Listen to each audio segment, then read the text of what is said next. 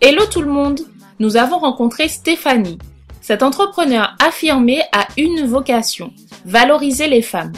Exit les standards des magazines de mode et vive les femmes de tous les jours. C'est ce qu'elle met en avant sur lespulpeuses.com, le web magazine qu'elle a créé à l'image de la femme décomplexée.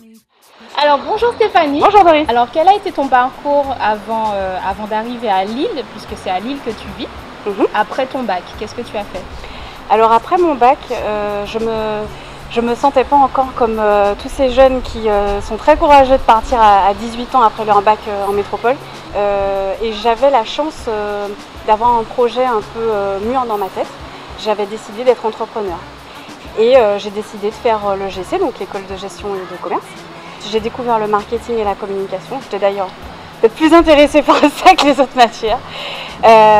Et donc j'ai décidé de me spécialiser ensuite en marketing et communication et de faire un master en 2 ans, voilà, à Lille.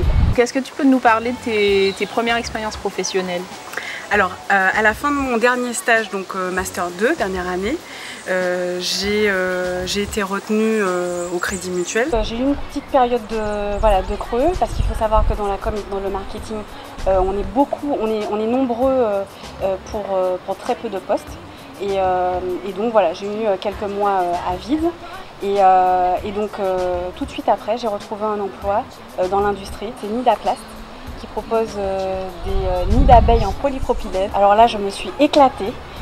J'ai fait 1 an dans l'industrie, dans la plasturgie.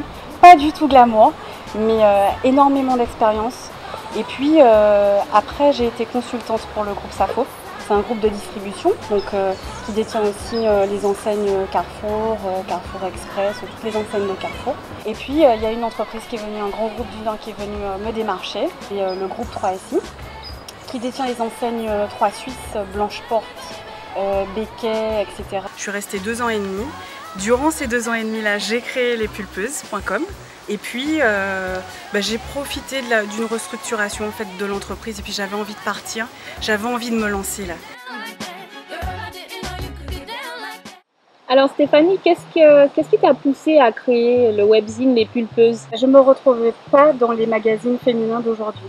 Les magazines féminins d'aujourd'hui ne parlent pas de la femme d'aujourd'hui, nous proposent un idéal de la femme d'aujourd'hui, mais ne nous proposent pas la réalité.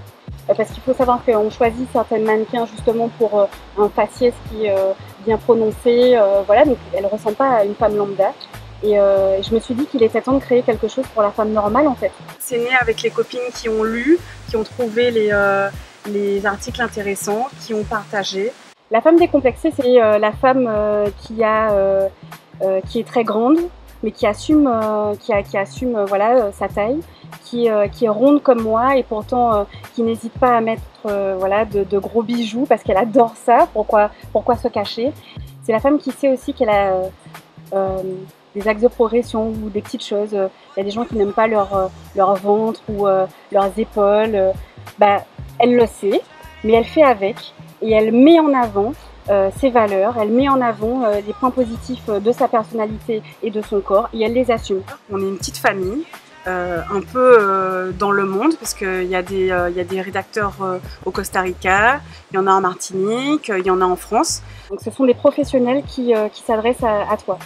Et donc par exemple on a une thérapeute qui rédige des articles sur l'estime de soi. On a une naturopathe aussi qui parle d'alimentation. Pas de régime, donc chez moi on ne parle pas du mot régime, c'est banni. Par contre, elle parle d'une alimentation équilibrée. On a un coach sportif qui propose des vidéos de sport gratuites. Donc tout ce qu'on propose c'est gratuit. Des stylistes aussi et des créateurs, des designers qui proposent des conseils de mode. Moi j'ai envie que la femme, quand elle lit mes articles, qu'elle se dise ouais la vie elle est belle quoi, j'ai juste qu'à la croquer. Alors qu'est-ce qui te passionne tant dans la mode?